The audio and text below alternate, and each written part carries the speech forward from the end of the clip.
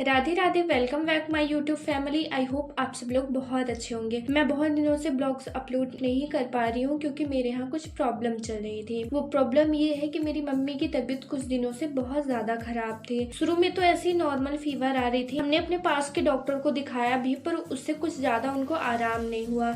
एक सुबह मैं मम्मी के लिए फ्रूट्स कट की ताकि उनको दे दूं और वो दवाई खा ले। उसके बाद मम्मी को इतनी तेज फीवर आ गई थी कि मैंने अपनी बहन को कॉल किया और दीदी ने बोला कि एक काम करो, मम्मी को लेके रीवा आ जाओ, तो हम यही मम्मी को अच्छे से दिखा देंगे क्योंकि वहाँ तुम अकेली हो, कहीं कोई प्रॉब्लम ना हो जाए। तो मैं मम्मी को रेडी करके लेके चल देती हूँ। रीवा हमारे गाँव से लगभग 70 किलोमीटर दूर है और उतनी दूर मम्मी को बस से लेके जाना पॉसिबल नहीं था क्योंकि मम्मी की हालत बहुत ज्यादा खराब थी। इतनी तेज उनको फीवर आ रही थी, उनको जेल को भी लगा था, इंजेक्शन लग रहे थे, पर उससे कोई भी आराम हो ही नहीं रहा था। मैंने मम्मी को 2 फीवर की दवाई दी थी ताकि रास्ते में कोई प्रॉब्लम ना हो, और मैं 4 व्हीलर से ले जाने का सोची थी, पर हमारे गांव में इतना ज्यादा 4 व्हीलर किसी के पास है नहीं, और जिन लोगों के पास है उनकी ऑलरेडी बुकिंग में चल रही थी। तो दीदी ने बोला एक काम करो, ऑटो से ही ले आओ, बस से तो अच्छा ही रहेगा। और मम्मी की हालत देख के आपको ऐसा लग रहा होगा कि मम्मी की तबीयत ठीक है, लेकिन मम्मी की तबीयत बिल्कुल भी ठीक नहीं थी। मैं परेशान ना हो जाऊं इसी वजह से मम्मी ऐसा रिएक्ट कर रही है जैसे वो बिल्कुल ठीक है, और मैं नॉर्मल इसलिए दिखा रही हूँ ताकि मम्मी परेशान ना हो जाए, क्योंकि निकलते टाइम वैसे भी मुझे बहुत ज्यादा रोना आ रहा था और मम्मी इसी वजह से परेशान भी हो गई थी, और इसीलिए उस टाइम का वीडियो मैं शूट नहीं कर पाई थी।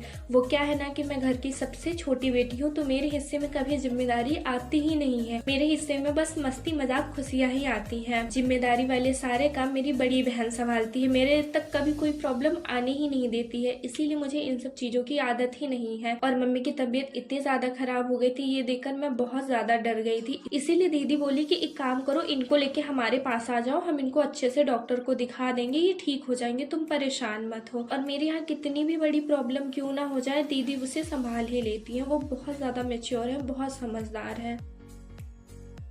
जैसे हम लोग घाटी चढ़ रहे थे, हमें दर्शन होते हैं हनुमान जी के, और मैं हनुमान जी से बस एक ही प्रे कर रही थी कि मैं मम्मी को जिस हालत में लेके जा रही हूँ, मैं मम्मी को ठीक करके ही वापस लेके आऊँ। और आगे जाते ही बारिश भी शुरू हो गई थी। हमारा अपॉइंटमेंट शाम के 5 बजे का था, तो ये था कि लेट ना हो जाए कहीं, और ऑटो वाले भैया बोले भी कि तुम परेशान नहीं हो, हम टाइम से पहुंच जाएंगे। और ये ऑटो वाले हमारे गांव के ही हैं और ये बहुत अच्छे हैं। बस ये है कि हम जल्दी से रीवा पहुंच जाएं, और रीवा हमारे यहाँ से बहुत दूर है, वहां जाने में कम से कम 2 से 3 घंटे लगते हैं। यहाँ पे थोड़ी थोड़ी बारिश भी हो रही थी, लेकिन बारिश को नज़रअंदाज करते हुए हम आगे चलते क्योंकि हमारा हॉस्पिटल पहुँचना बहुत ज़्यादा ज़रूरी है। मम्मी की दवाइयों का असर खत्म हो इससे पहले हम हॉस्पिटल पहुँच ही जाएं।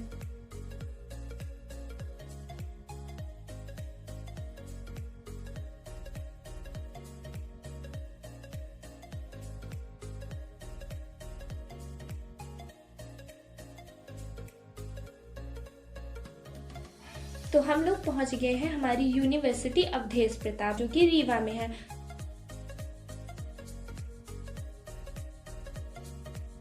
तो थोड़ा आगे चलते ही हमें रास्ते का कंफ्यूजन होता है, तो मैं लाइव लोकेशन ऑन करती हूँ और हम लोग दीदी के घर की ओर जाते हैं।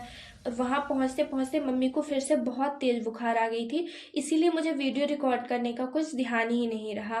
पर आज 10 दिन बाद मम्मी बिल्कुल ठीक हो गई है, तो मुझे अचानक से याद आया कि अरे मेरा तो यूट्यूब चैनल है, मुझे तो ब्लॉग बनाना है। और मम्मी ठीक भी हो गई है, तो मैं अपनी वीडियो शुरू कर देती हूँ। और मम्मी को ठीक करने का पूरा क्रेडिट जाता मेरी बहन को, क्योंकि पापा और भाई तो यहाँ है नहीं, और मेरे से बस थोड़ा ही बहुत ख्याल रखा जाता है। किसी की हालत खराब हो जाती है तो उन्हें देख के मैं आगे ही परेशान हो जाती हूँ, और यहाँ तो मम्मी की बात थी। लेकिन मेरी बहन बहुत ज़्यादा स्ट्रांग है, वो हॉस्पिटल ले जाती थी मम्मी को इंजेक्शन लगवाती थी, मम्मी का पूरा ख्याल रखती थी, उनके खाने का, नहाने का, हर एक चीज़ का। वो मेंटली बहुत स्ट्रांग है क्योंकि वो मेच्योर है, और मैं अभी इतनी ज़्यादा समझदार नहीं हूँ। तो आज मैं 11वें दिन मम्मी को वापस लेके जा रही हूँ अपने घर। मैं खुश तो बहुत ज़्यादा थी कि अब मम्मी बिल्कुल ठीक हो गई है और मैं मम्मी को लेके अपने घर जा रही हूँ, लेकिन कहीं ना कहीं मुझे थोड़ा सा रोना भी आ रहा था, थोड़ा सा सैड भी फील हो रहा था, क्योंकि ऑफ कोर्स मुझे मेरी दीदी की याद आ रही थी। और अब मम्मी की हालत ठीक हो गई है, इसीलिए मैं और मम्मी बस से गाँव जा रहे हैं। और इस बस को रीवा से जवा पहुँचने में टोटल 3 से 4 घंटे तो लगने ही वाले हैं। तो हम लोग बस से उतर गए हैं और ये रही मेरी मम्मी। और ये रही हमारी बस, जिस बस से हम आए हैं। ये मैं बैग लेकर चल देती हूँ। अब 4 घंटे हमने कुछ भी नहीं खाया था, तो हमें भूख लग गई थी, तो हम आ गए थे कुछ खाने। और यहाँ आते ही इतनी ज्यादा गर्मी शुरू हो गई थी, ऐसा लगता है बस हमारे गाँव में ही गर्मी है। फिर मैं मेरे भाइयों के लिए बहुत कुछ पैक करवाती हूँ और लेके चल देती हूँ घर की ओर।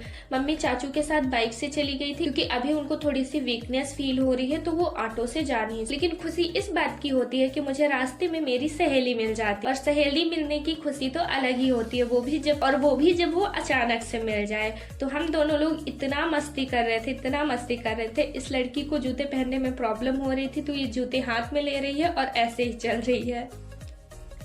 मैं पहुंच गई हूँ घर और मैं बहुत ज़्यादा थक गई हूँ। तो आपसे मिलते हैं अगली वीडियो में। अगर आप लोगों को मेरा वीडियो अच्छा लगता है तो वीडियो को लाइक करिए, चैनल को सब्सक्राइब करिए और माता रानी से प्रे करिए कि मेरी मम्मी एकदम से ठीक हो जाए। आज के लिए बस इतना ही। राधे राधे।